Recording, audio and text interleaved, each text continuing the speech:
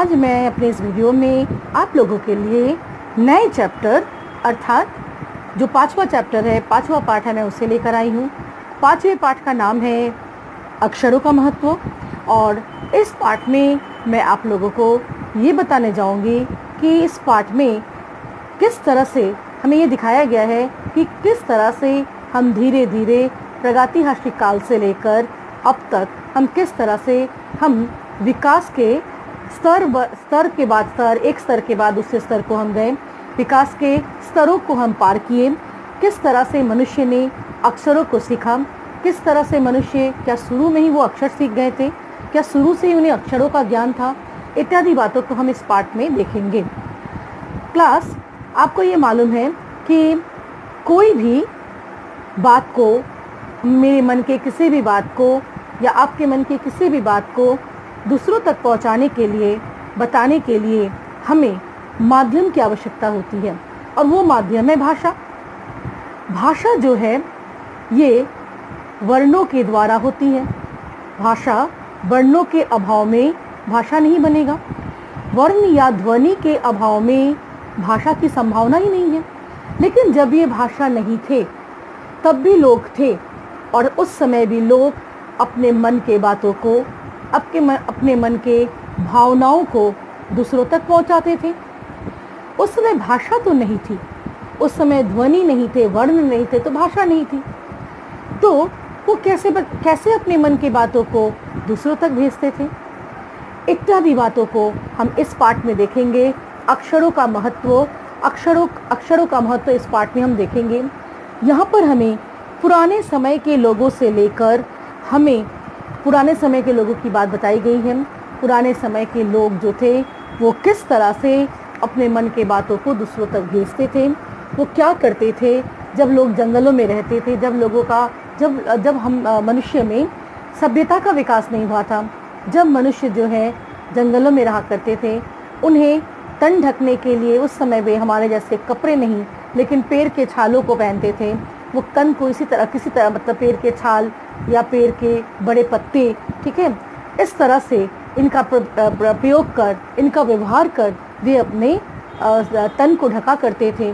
तो ऐसे समय में मनुष्य अपने मन के भावनाओं को, विचारों को किस तरह दूसरों तक भेजते थे, ठीक है।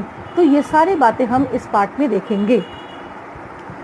गुणाकर मूले जो इस कहानी के लेखक हैं, गुणाकर मूले, अक्षरों का महत्व, इस पाठ में गुणाकर मूले जी ने हमें बहुत से पुराने बातों को यहाँ पर उठाकर दिया है। लेखक ने ये बताया है कि प्रागैतिहासिक काल के बारे में, लेखक ने हमें प्रागैतिहासिक काल के बारे में बताया है। प्रागैतिहासिक काल में सबसे पहले जो है मनुष्य ने चित्रों के जरिए अपने मन की बातों को, अपने मन की भावनाओं को लोगों तक, दूसरों तक पहुंचाने से जो है संप्रेषण शुरू करते हैं, दूसरों तक पहुंचाते हैं। तो मैं ज़्यादा कुछ नहीं बोलूँगी, ठीक है। तो मैं इतना बताने जा रही हूँ कि अक्षरों का महत्व, अक्षर काफ़ी महत्वपूर्ण है, वो हम आज समझते हैं।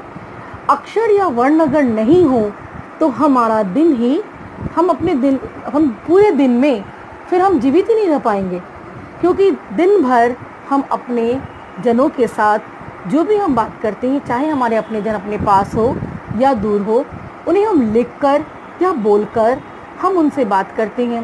अपने मन के दुख दर्द को हम बांटते हैं, उनके मन की बातों को भी हम ग्रहण करते हैं। तो उसके लिए अक्षरों की आवश्यकता है। लेकिन एक समय ऐसा भी था जब मनुष्यों के पास अक्षर नहीं था। जब मनुष्य के पास अक्षर नहीं था, उस समय से इस कहानी को शुरू किया गया है। तो इस कहानी में हम मानव सभ्यता के विकास के विभिन्न स्तरों को देखते हैं, क्योंकि एक बार में ही तो मनुष्य इतना उन्नत नहीं हो गया था जितना उन्नत हम आज हैं। तो मनुष्य किस तरह से एक के बाद एक सीढ़ी को चढ़ता हुआ, विकास की सीढ़ी को चढ़ता हुआ वो उन्नत बना, यहाँ पर हम देखते हैं। अक्षरों का महत्व, मैं पाठ को पढ़ते जा रही हूँ आप लोगों के सामने, मैं आप लोगों को इसका व्याख्या, एक्सप्लेनेशन में बताते जा रही हूँ। थोड़ा पाठ पर ध्यान दीजिएगा। अक्षरों की कहानी। यह पुस्तक अक्षरों से बनी है। सारी पुस्तकें अक्षरों से बनी हैं। तरह तरह की पुस्तकें, तरह तरह के अक्षर। आज विश्व में जितनी भी किताबें हैं, सिर्फ मैं भारत की ही बात नहीं कर रही हूँ, मैं सभी देशों की बात कर रही हूँ, विश्व के सभी देशों की बात कर रही हूँ। सभी देश में सभी देश में जो भी साहित्य की रचना होती है, भले ही उन साहित्यों में भाषा अलग हो, हमारे यहाँ हिंदी है, अंग्रेजी है, या फिर जो क्षेत्रीय भाषाएं हैं, असमिया हुआ, उड़िया हुआ, वो है, तेलुगु, तमिल वो है, तो दूसरे देशों में भी उनकी अपनी भाषा है या अंग्रेजी है। तो विश्व में जितनी भी पुस्तकें हैं, जितनी भी किताबें हैं, सभी किताबें जो है, सभी पुस्तकों में जो है, जो लिखी हुई है, जो पुस्तकें हैं, वो अक्षरों से ही बनी हुई है। अक्षर नहीं होने पर पुस्तक नहीं बनते। तरह तरह की पुस्तकें, विश्व में जो तरह तरह की पुस्तकें फैली हुई हैं, विश्व में जो तरह तरह की पुस्तकें हमें देखने को मिलती हैं, सारी पुस्तकें अक्षरों से भरी पड़ी है। चाहे वो अक्षर कुछ भी क्यों ना हो, तो वो अक्षर जो है, अक्षर ही पुस्तकों को शोभित करता है। अक्षर के कारण ही पुस्तक सार्थक बनता है, पुस्तकों का अर्थ होता है। यह पुस्तक अक्षरों से बनी है। ये जो पुस्तक है, आप जिस पुस्तक से हिंदी पढ़ते हैं, जिस पुस्तक से मैं पढ़ रही हूँ, यह पुस्तक अक्षरों से बनी हुई है। सारी पुस्तकें अक्षरों से बनी है। और इस पुस्तक का सिर्फ यही पाठ नहीं, अक्षरों का मैं तो ये पाठ ही नहीं, इस पुस्तक में जितनी भी पाठें हैं, सारी पाठें अक्षरों से ही तो बनी है। अब दुनिया में अब तक करोड़ों पुस्तकें छप चुकी है। लेखक कह रहे हैं कि अब तक, अगर हम शुरू से लेकर जब हमें पहला किताब मिला था, दुनिया का जो पहला किताब है, अगर हम वहाँ से देखना शुरू करें, तो अब तक दुनिया में करोड़ों पुस्तकें छप चुकी है। हजारों पुस्तकें रोज छपती हैं। अब तक करोड़ों छप चुकी है और हजारों पुस्तकें रोज छपती हैं। तरह तरह के अक्षरों में, हजारों की तादाद में रोज ही समाचार पत्र छपते रहते हैं। सिर्फ पुस्तक ही नहीं, ये तो पत्रिकाएं हुई या पुस्तक, सिर्फ पुस्तक ही नहीं,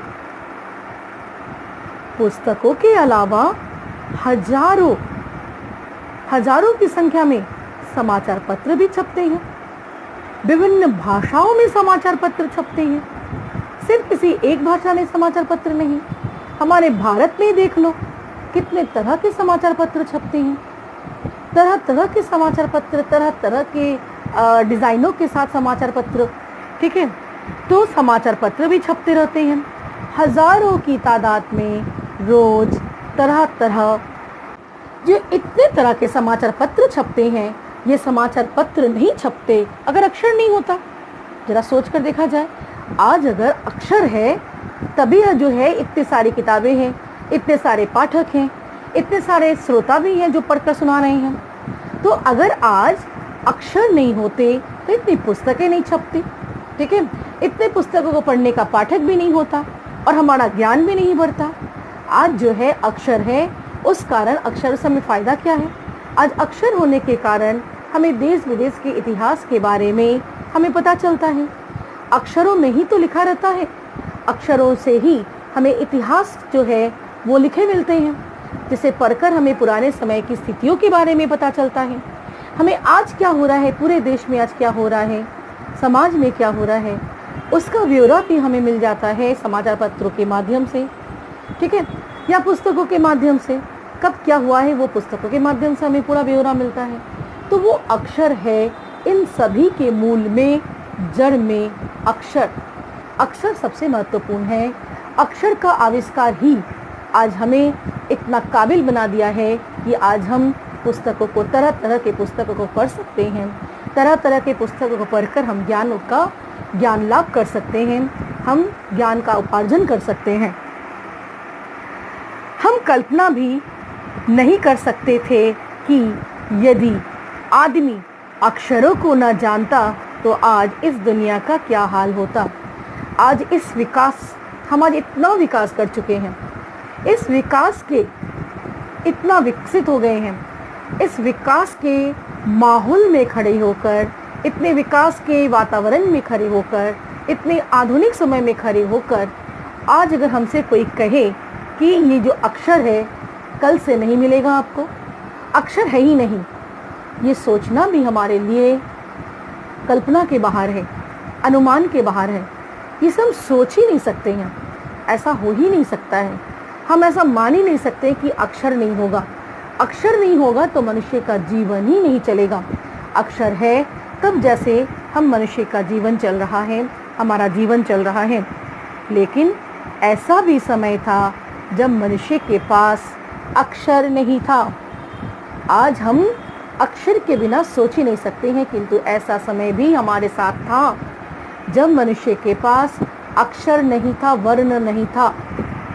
कोई कह सकता है क्या हम अक्षरों को अनादिकाल से जानते हैं? अक्षरों का ज्ञान हमें किसी ईश्वर से मिला है?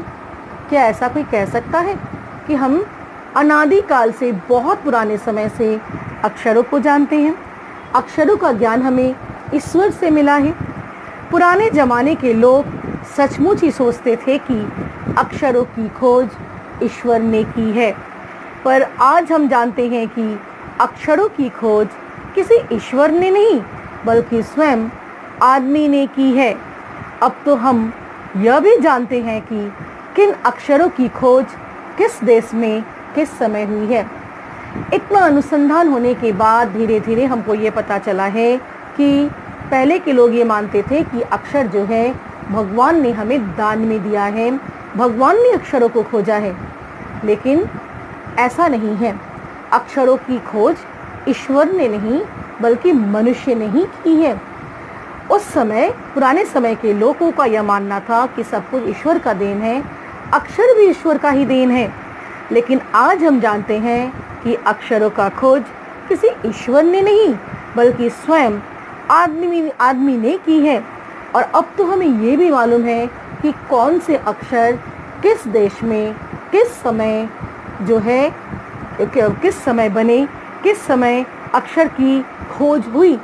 ठीक है, अगर हम अपने भारत की बात को ले तो प्राचीन काल से ही हमारे देश में संस्कृत, पुराने समय में हमारे देश में संस्कृत का खोज, संस्कृत जो है हमारे देश की भाषा है।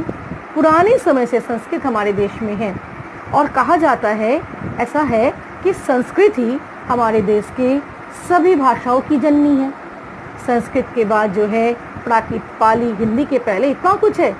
देवनागरी लिपि संस्कृत भी है, हिंदी भी है, लेकिन संस्कृत के बाद पाली, प्राकृत इत्यादि होते हुए, अपभ्रंश होते हुए हिंदी में हम पहुंचते हैं। लेकिन सबसे पहले यहाँ सबसे पुरानी भाषा है संस्कृत हमारे देश में।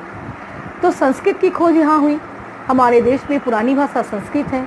संस्कृत से बाकी भाषाओं का जन्म हुआ, इसे सभी भाषाओं की जननी कहा जाता है।